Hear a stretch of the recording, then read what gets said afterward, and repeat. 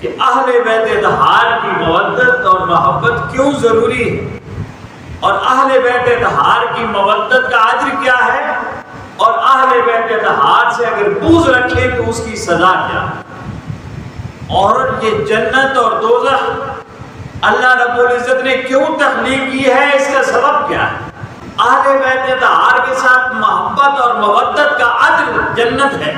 اور اہل بیت اطہار سے دوری اور ان سے بغض کا نام جہنم ہے۔ یہ ضروری نہیں کہ مر کر بندہ جنتی ہو یا جہنمی ہو،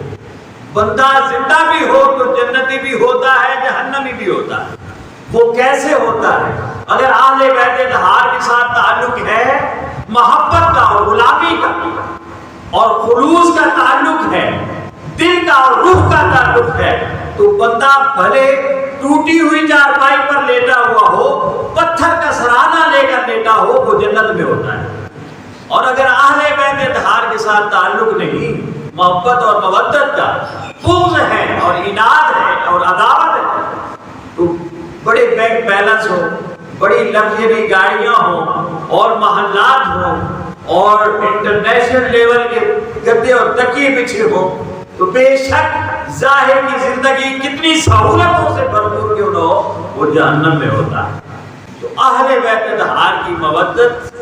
کا اجر ہے اللہ رب العزت کی جنت، اور اہل بیت اطہار کی بغض کی سزا ہے جہنم۔